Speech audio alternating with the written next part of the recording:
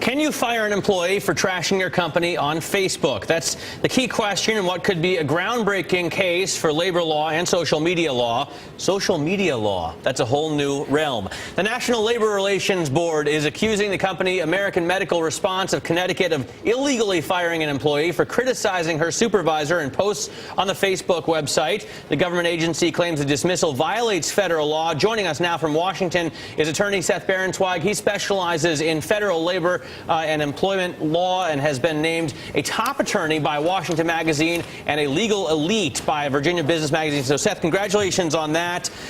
Take us through this here, because it would seem to me if you post nasty things about your boss or about your company online, it's a public forum. They would have recourse to let you go.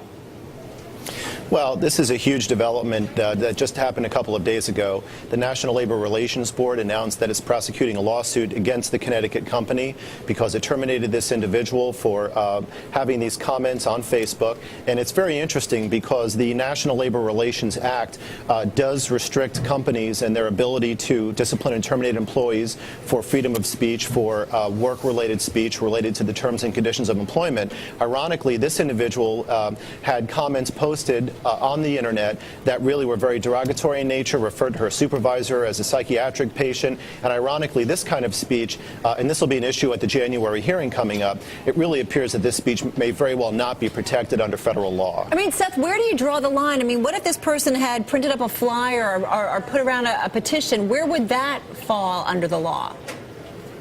Well, you know, that would be a little bit different than the instant case, because now in this case we're talking about internet posting and blogging, but it generally relates to the same issue under the National Labor Relations Act, because companies are restricted from taking disciplinary actions against people, employees, when they take actions that relate to sort of a freedom of speech issue relating to the wages, terms, or conditions of their employment.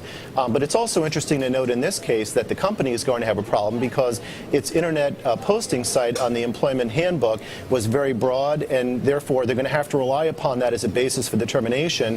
And ironically, therefore, they may lose a case regarding facts and speech that may not be protected under federal law to begin with. Seth, I don't know how familiar you are with Facebook, but each member has his own wall, and he can limit that to only his sort of group of friends that can see the wall. Right. So if it were the case that you printed some kind of comment on that sort of forum, it's only available to your friends and sort of blocked to the public, would that be a different case? Well, it would be a different case, particularly if the people that got permission to go into your venue there on the internet were mostly people in the workplace.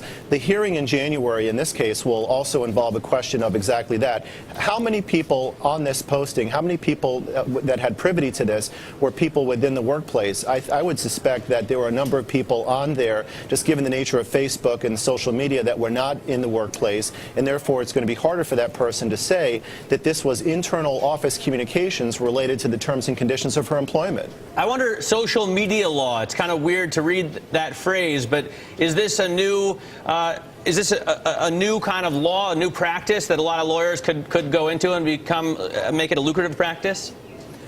Well, I agree, and I think it's an important new area that's developed just based upon this case alone. For example, this is a wake-up call to companies throughout the United States, regardless of whether their individuals are unionized or not. The internet is the new water cooler, and that's where people are going to be communicating. So this is an important area of the law. I agree with you, and I think it's important for companies to really update their employee handbooks and policies, because if they don't do it, then they're really going to be giving up a lot of their ability and agility to be able to take care of that kind of an issue. Definitely finding our way through this one. Hey, Seth, thank you so much. Seth Berensweig.